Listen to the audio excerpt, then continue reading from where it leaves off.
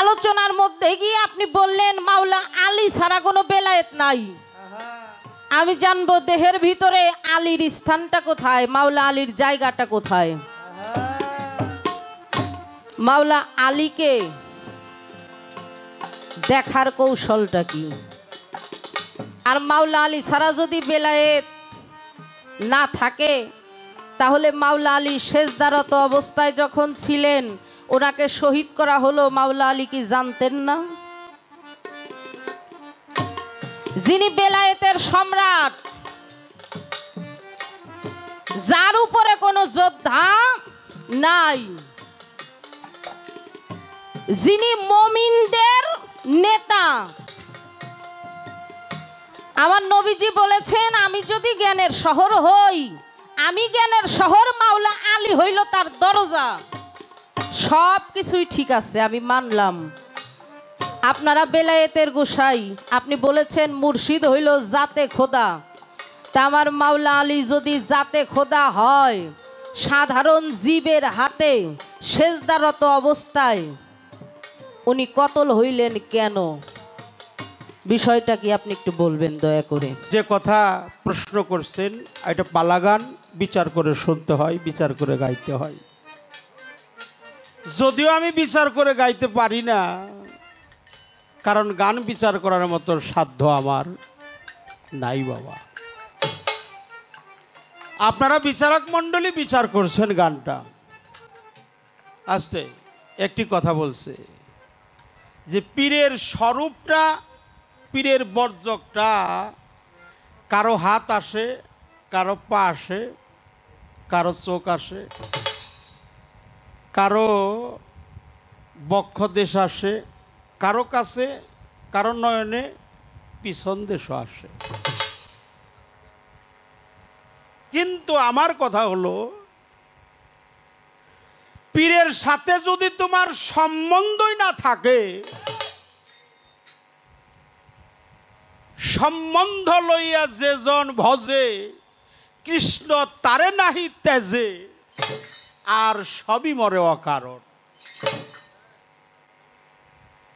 এখানে যে আমি গান গাইতেছি, আমি যার কারণে আসছি, আমার একটা ভালোবাসার মানুষ, তার সাথে আমার একটা সম্বন্ধ হয়েছে বিদায় আমি এখানে আসছি, ঠিক কিনা বাবা?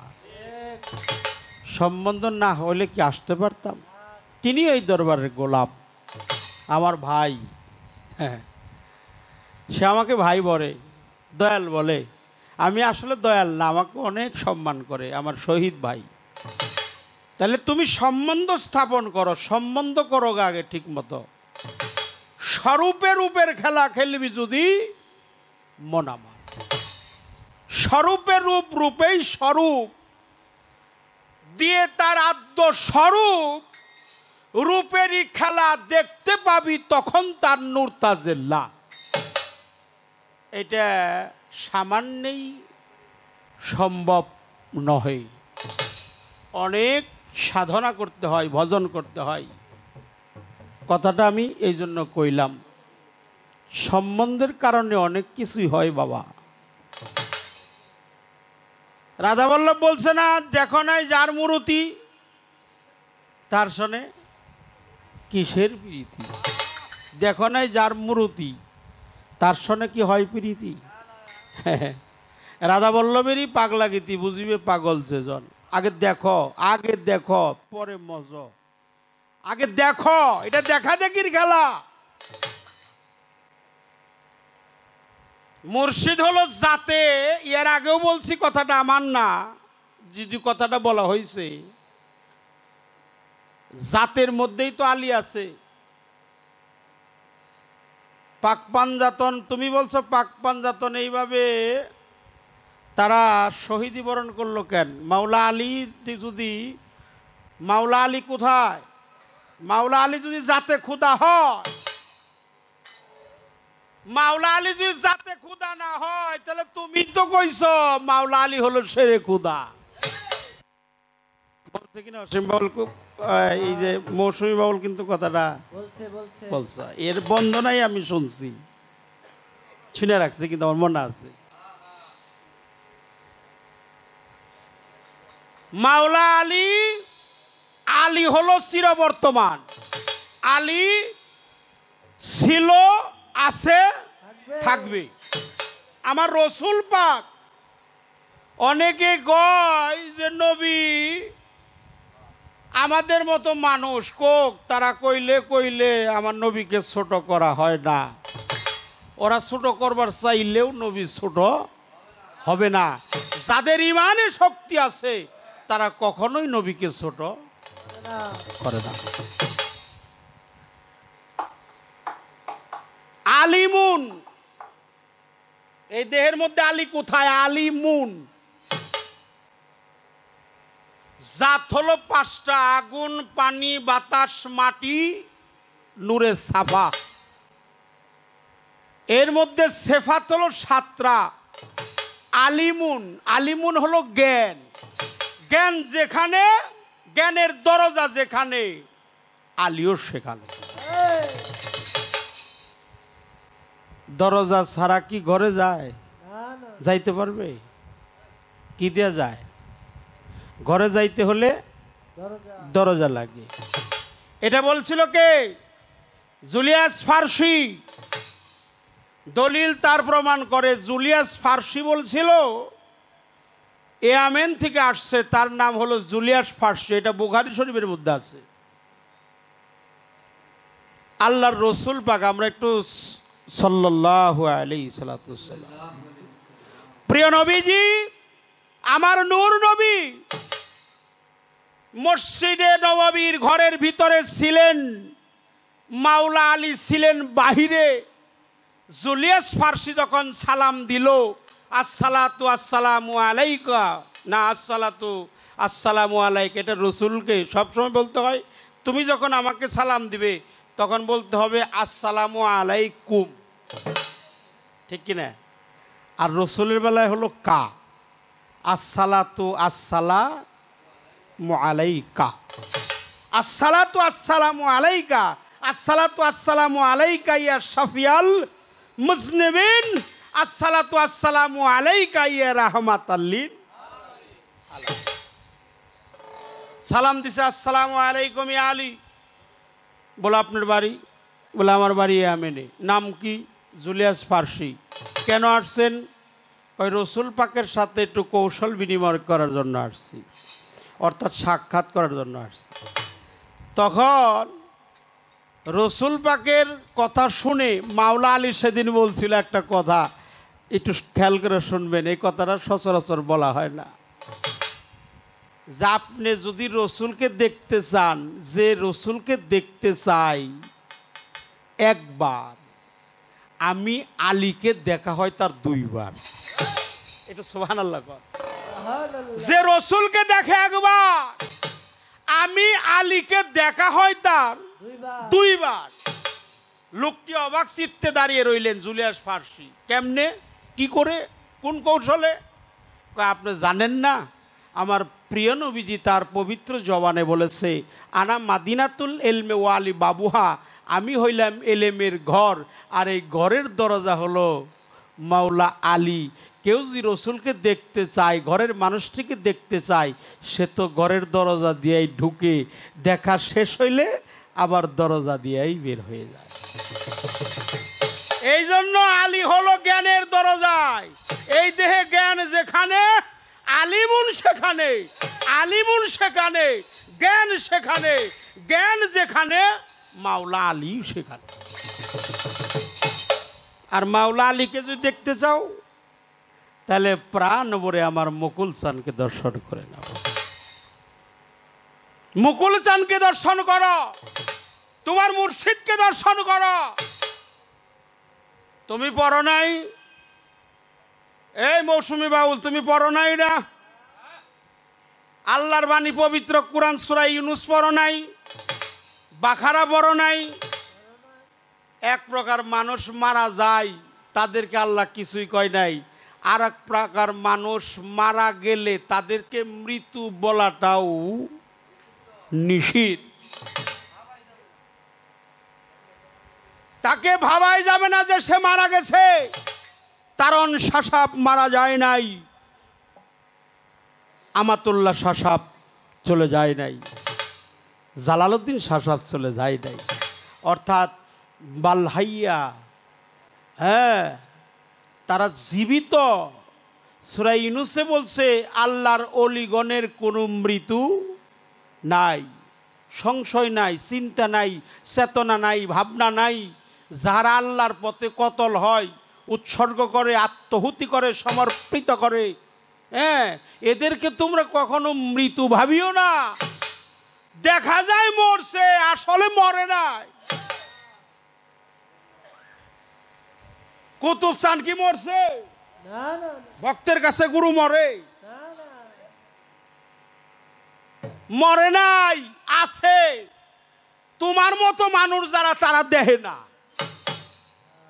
যারা দেখবার ঠিকই দেখে, যাদের সেই নয়ন হয়ে গেছে। যেজন দিব্যজ্ঞানী হয় সেজন জানতে পাই।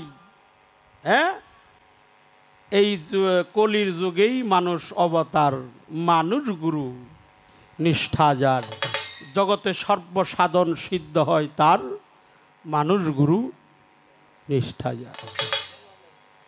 মরে না, মরে না, মরে না, আল্লাহর ওলিরা মরে না। একজন পীর যিনি হয়, আল্লাহ পীর যিনি হয়, মুর্শিদ যিনি হয়, শায়েখ যিনি হয়, সে তো মানুষই না। লালন সাইজি বলছে না, গুরুতে মনুষ্য জ্ঞান যার, অধপথে গতি তার। গুরুচ্চ মনুষ্য বুদ্ধি তো মন্ত্র সেখানে আকরামের প্রতি মাসে শিলা বুদ্ধি কুরবন তীক্ষ্ণ রকম বোঝে। গুরুকে মনুষ্য জ্ঞানে জানিবে যে জন, অবশ্যই নরকে সে করিবে গমন। তাহলে গুরু মানুষ না, আমার তারণ চান মানুষ না বাবা। লালন সাইজি বলছে না, মানুষ নয় মানুষের মতন, জীব নয় সে জীবেরই গঠন। মানুষ না, আমার হুজুর পাকও মানুষ না, নবী পাক মানুষ না, মানুষের মতন, জীব নয় সে জীবেরই গঠন। পাপি তাপি কলিহত জীবকে উদ্ধার করিবার লক্ষ্যে যিনি মানুষের রূপ ধরে আসছে, আমার মতো তোমার মতো নরাধমকে সে পার করে নেবে, এটাই তার আশা।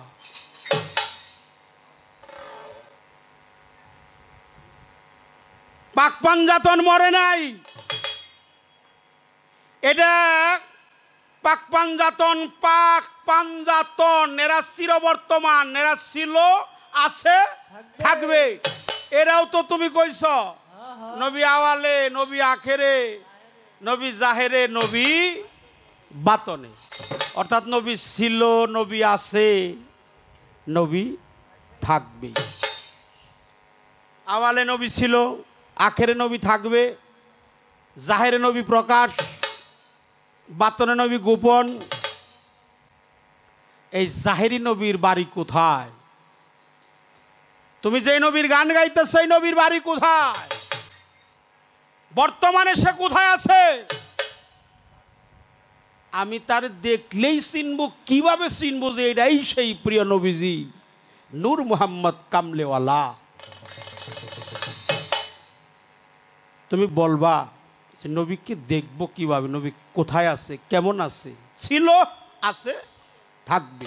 ছিল যে, কোথায় ছিল, কেমন ছিল, কার কাছে ছিল? আছে যে, কেমন আছে, কোথায় আছে, কার কাছে আছে? থাকবে যে, কোথায় থাকবে, কার কাছে থাকবে, কোন রূপে থাকবে, আমরা চিনব কেমনে? এটাই আমাদের সেই প্রিয় নবী।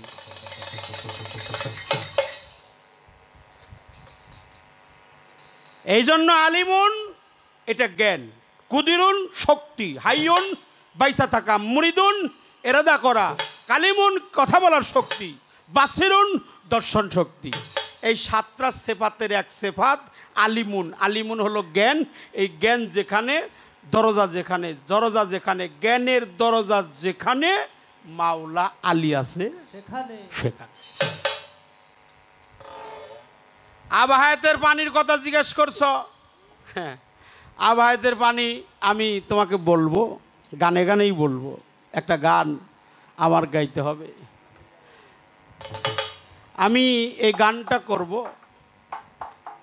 আপনারা খেয়াল করে একটু শুনবেন, যারা এত সুন্দর পরিবেশ দিয়েছেন।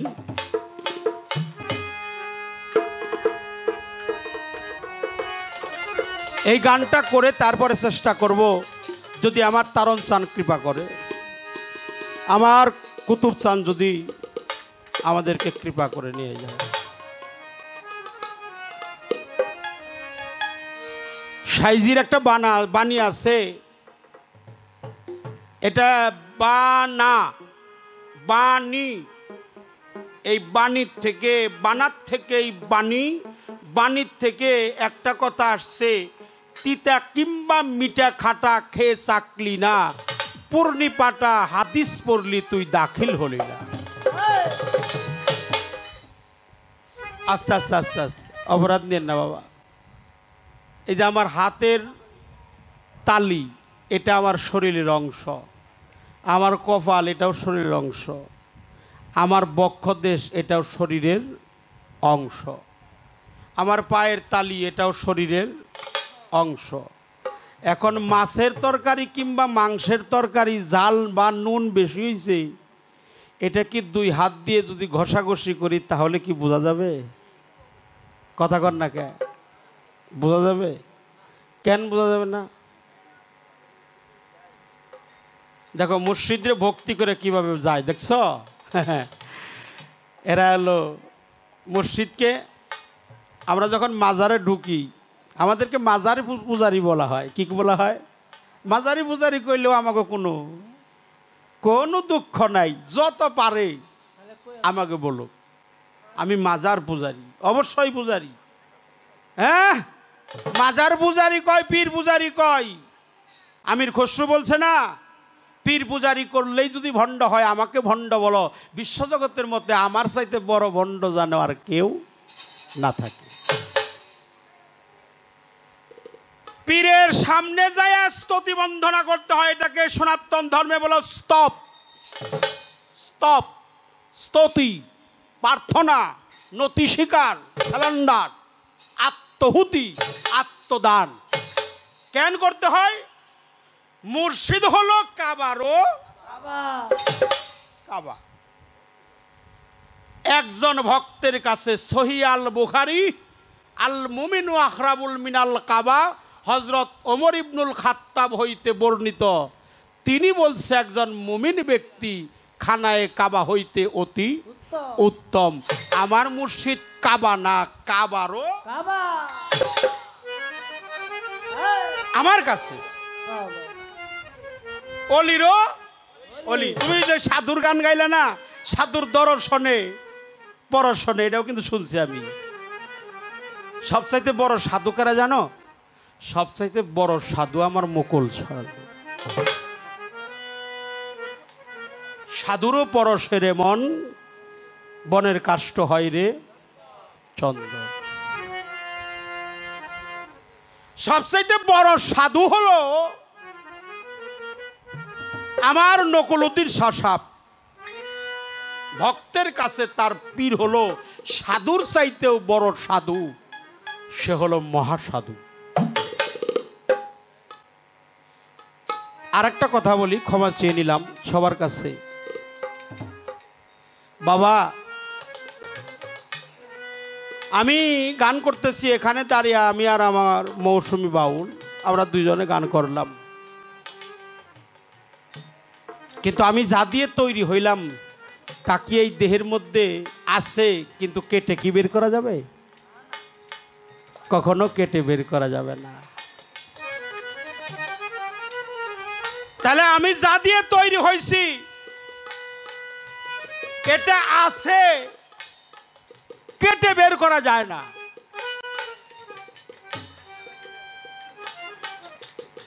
এটাকে আরবিতে লুৎফা বলা হয়, Lutfa.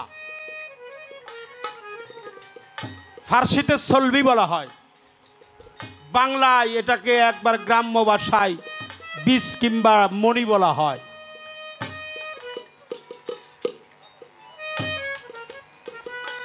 মেটারিসমোরাল subject of human body, এই দেহের গুরুত্বপূর্ণ বস্তু, যাকে বলা হয় রতি। এই রতিটা রক্ষা করার জন্যই গুরুর দরবারে যাইতে হয়, পীরের দরবারে যাইতে হয়। কেন? আমার যেন ঝরা বেদি মৃত্যু না হয়। এই জন্য পাক পাঞ্জাতন মরে নাই, ছিল আছে থাকবে। পাক পাঞ্জাতনকে মারার মতো অস্ত্রযন্ত্র বন্দুক এই জগতে আবিষ্কার হয় নাই, আর কোনোদিন হবেও না। তবে একটা কথা কয়ে যায়, এই দয়ালের দরবারে, জিনিয়াসালা দরবারে আমার ইয়ার চান বাবাজিকে সাক্ষী রেখে বলে যাই, পাক পাঞ্জাতন মরে নাই, মরতেও পারে না, তবে যারা মারে তাদের কাছেই মরে। যারা মারে তাদের কাছে মরে। এই জন্য আমাকে দয়াল কইছে, কইরো না কেউ রতির অপচয়। মানলে মানো, না মানলে নাই, তবুও তোমারে জানাই, নিষ্কেছে নাই কঠিন এক বিষয়। পাগল মন আমার, কইরো না কেউ রতি অপচয়। কইরো না কেউ রতির অপচয়। এই রতি মতি জ্যোতি, আরে নাভির নিচে, ওই নিচেই তো সবকিছু নিচে।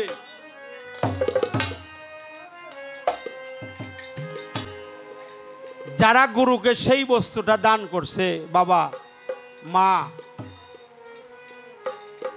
যারা গুরুকে সেই বস্তুটা দান করছে, কামরতি, গুরুকে তুই দান করে দে কামরতি, যদি গ্রহণ করে গুরু গুসায়, আর তো জীবের ভাবনা নাই। এ পার হতে পার হবি ভব নদী, স্থলবায়ুর মধ্যে হবে সমাধি। দেখবি কত চাঁদের মেলা, খেলবি কত প্রেমের খেলা, প্রকৃত মদনের জ্বালা কাম দেহেতে আর রবে না। এই রতিমতি যদি গুরুর চরণে কুরবানি করতে পারো, গুরু যে রস দেবে সেই রসেই তো তুমি রসিক হয়ে যাবে।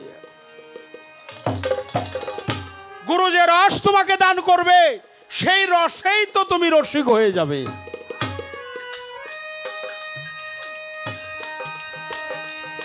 তাই রতিমতি মুর্শিদের চরণ কমলে বিসর্জন দিয়ে, মুর্শিদের কাছে গুণে সেই সত্তাটা কামিয়াব করে যদি ভজন পথে এগিয়ে যাও, তাহলেই তুমি আমার কুতুব চাঁদের দরবারে, আমার কুতুব বাবার দরবারে সেই বস্তুটা পাবে। একটি গান আমি করব।